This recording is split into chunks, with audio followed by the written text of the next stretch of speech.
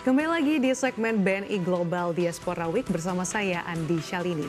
Dan masih terhubung bersama kami Duta Besar Republik Indonesia untuk Korea Selatan Gandhi Sulistianto serta General Manager BNI Seoul Anis Fu Husin dan juga Debitur Nasabah BNI dan Founder Inacor Co Limited Hartono Sutanto. Kita lanjutkan lagi dialognya, saya akan ke Pak Hartono. Pak Hartono, kita tahu bahwa Indonesia ini kan diharapkan tidak hanya menjadi target pasar tapi juga harus menangkap peluang yang ada. Nah, berdasarkan pengalaman Anda, seperti apa sih jurus jitu dalam menangkap peluang bisnis yang ada di Korea Selatan, kemudian juga bisa bersaing secara kompetitif nih dengan pengusaha lokal?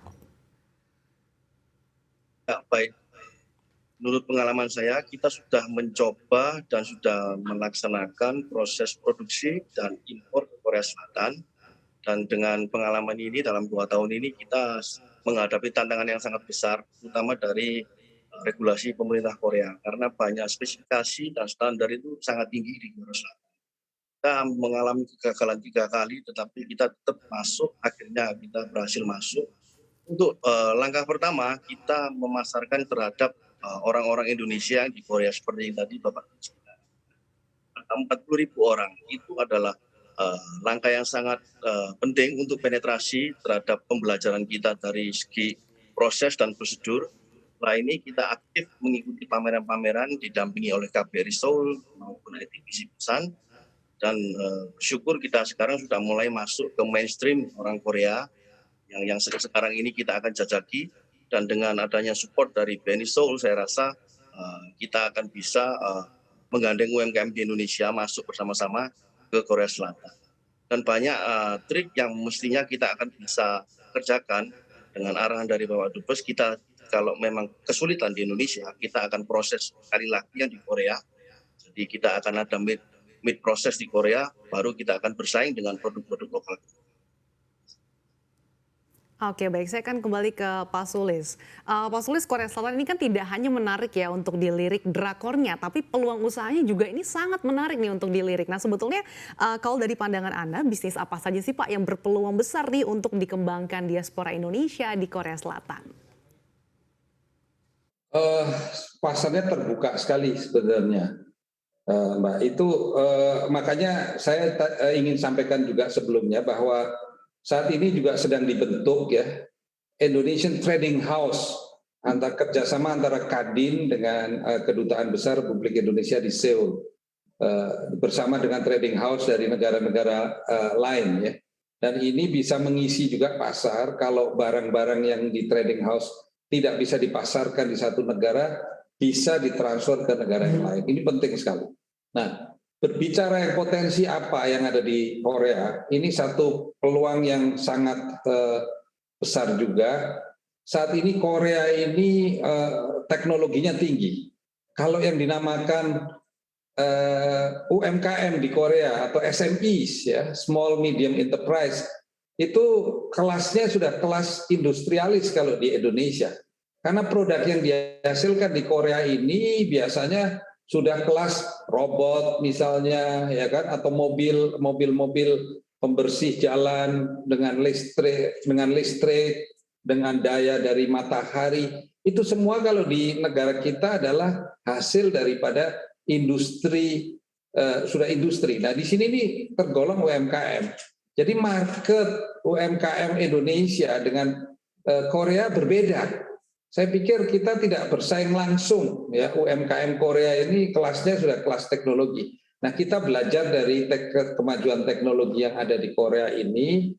Kita tidak hanya memakai Korea sebagai market, tetapi kita juga belajar supaya ahli-ahli ataupun para anak muda yang memiliki entrepreneurship yang tinggi, yang mempunyai startup yang bagus, supaya bisa kolaborasi dengan startup-startup yang ada di Korea ini.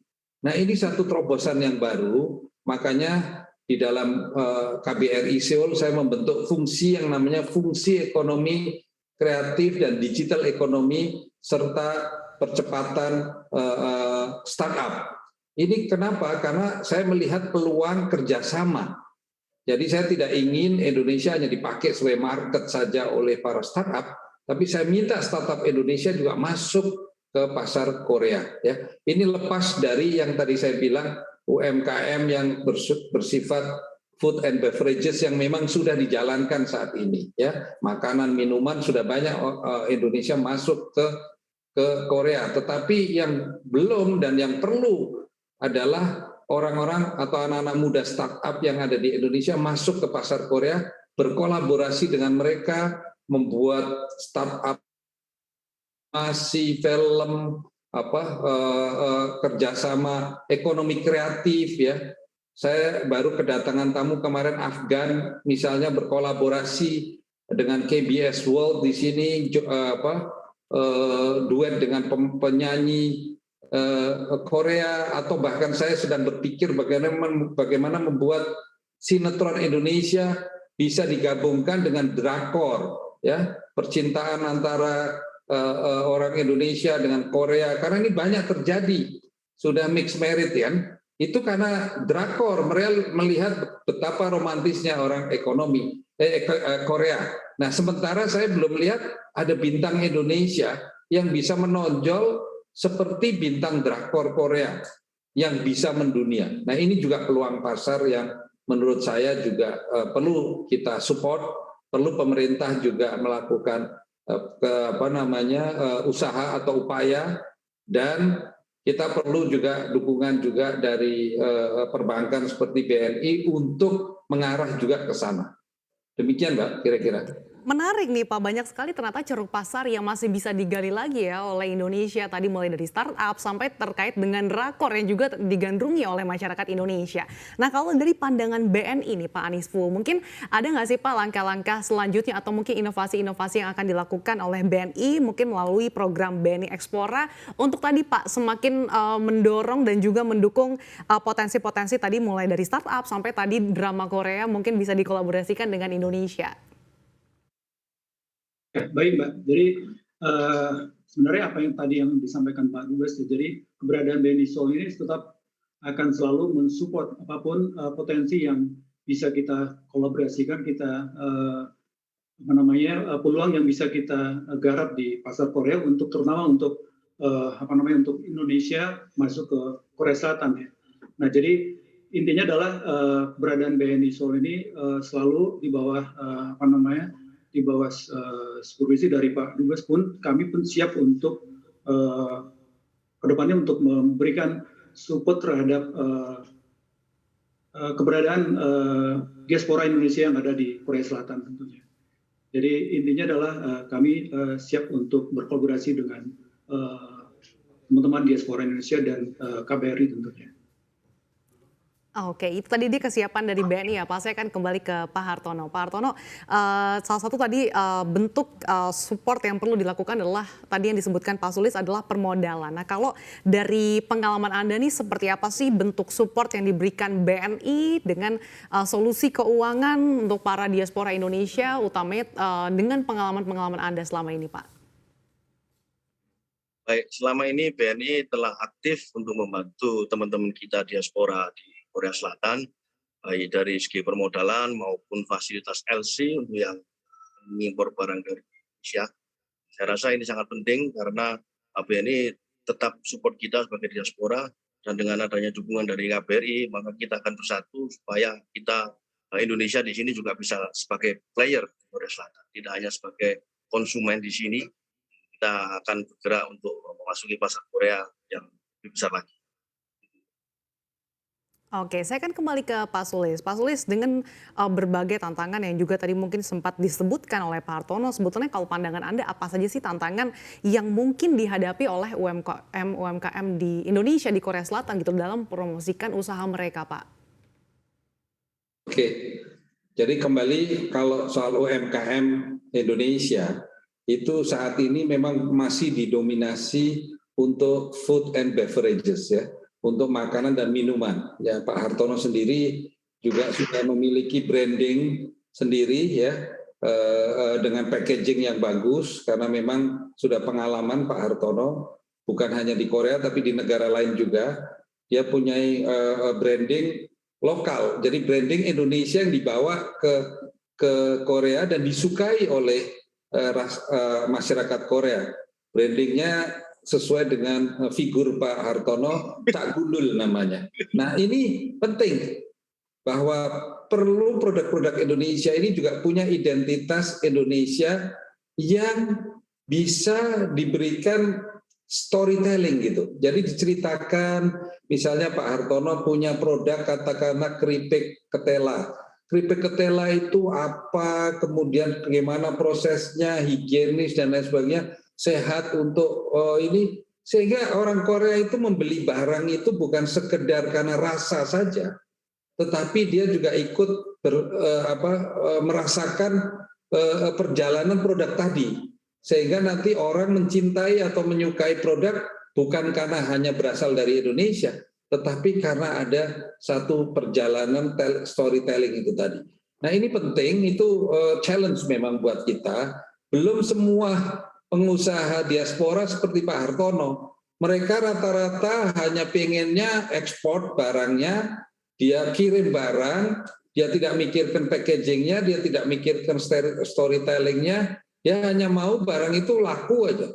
Sehingga ini buat ITPC dari KBRI agak sulit mengarahkan, karena seperti Pak Hartono punya packaging sendiri, beliau membuat sendiri brandingnya, beliau juga berkorban awalnya, pengurusan juga, izinnya juga, ini merupakan challenge yang tadi saya sudah sampaikan. Nah ini semuanya butuh pelatihan, butuh sebuah training, ya, butuh sebuah bimbingan. Nah, ini juga saya berterima kasih dalam kesempatan ini kepada BNI, karena BNI berperan aktif juga melakukan pelatihan-pelatihan dan bimbingan. Dan akan ditambah nanti kalau kami sudah selesai dengan Kadin, dengan konsep-konsep Indonesian Trading House, itu juga akan lebih lengkap lagi, karena di sana juga akan diberikan pembekalan cara mendaftarkan sebuah barang untuk bisa mendapatkan izin di negara lain, ya. Bahkan mungkin nanti kalau yang barang-barang itu sifatnya khusus, itu juga izinnya khusus, kan begitu. Karena tidak mudah standar yang diperlakukan di negara kita dengan standar di negara Korea atau pasar negara lain yang akan dimasukin sangat berbeda. Ya, dalam hal kayak BP POM-nya di Indonesia gitu, di sini namanya apa Pak Hartono? MFDS Pak. MFDS. MFDS ya, singkatannya apa itu? MFDS itu. Ministry of Food and Drug. Ya seperti BP POM-nya lah. Itu ketat sekali, salah satu yang ketat, paling ketat juga di dunia ya. Saya mendengarkan kemarin juga paparan dari negara Australia demikian ketat. Tetapi menurut Pak Hartono, di Korea ini jauh lebih ketat, ya. Kadar minyaknya tidak boleh lebih dari 2% misalnya. Sementara negara lain 4% masih bisa diterima. Hal-hal ini merupakan tantangan yang tidak mudah, tetapi harus kita lalui, dan buktinya Pak Hartono bisa melalui itu dengan baik dan bisa membranding dirinya, bisa dapat izin, bahkan izin usaha Pak Hartono itu mendukung apa yang dinamakan badan usaha milik masjid. Saya atas nama pemerintah berterima kasih kepada Pak Hartono yang sebagai diaspora juga mau menyumbangkan pikiran dan tenaganya untuk membina, membimbing teman-temannya yang lain yang mau berbisnis. Bahkan ikut melakukan pendampingan kepada beberapa masjid ya untuk bisa mempunyai badan usaha sendiri. Terima kasih. Ya kita harapkan Pak Hartono ini bisa menginspirasi diaspora-diaspora lainnya juga ya Pak ya. Saya kan ke Pak Anisfu nih, Pak, dengan berbagai tantangan yang ada, tapi di satu sisi peluang yang ada di Korea Selatan ini cukup besar. Seperti apa sih strategi BNI Korea Selatan untuk semakin mendorong UMKM Indonesia supaya go global, sekaligus memperkuat nih diaspora yang ada di Korea Selatan? Ya. Baik Mbak, jadi itu tadi, jadi keberadaan kami di Korea Selatan ini yang merupakan satu-satunya perbankan Indonesia yang ada di Korea Selatan, tentunya sinergi dengan teman-teman di kantor pusat maupun kantor cabang, supaya terutama untuk UMKM yang binaan BNI itu bisa go global dan bisa masuk ke pasar Korea Selatan tentunya. Dan kami dengan bimbingan dari Pak Dubes, dengan kerjasama dengan sinergi dengan Agensi Perdagangan, kemudian dengan ITPC, kemudian kerjasama dengan asosiasi importir yang ada di Korea Selatan. Nah, ini sinergi ini yang kita harapkan bisa berkolaborasi menembus pasar Korea yang terhadap terutama untuk UMKM binaan-binaan BNI maupun non binaan BNI yang bisa nanti menembus pasar Korea. Dan ini tentunya dengan beberapa pameran-pameran yang kita lakukan, kemudian business matching yang sudah berjalan selama ini hasilnya udah nyata, dan kita harapkan ke depannya juga bisa berkembang lagi. Demikian. Oke, baik. Terima kasih atas waktunya Duta Besar Republik Indonesia untuk Korea Selatan, Bapak Gandhi Sulistianto Suherman, kemudian General Manager BNI Seoul, Bapak Anies Fuhusin, serta debitur nasabah BNI dan founder Inacor Co Limited, Bapak Hartono Sutanto. Sehat dan sukses selalu untuk Anda, Pak.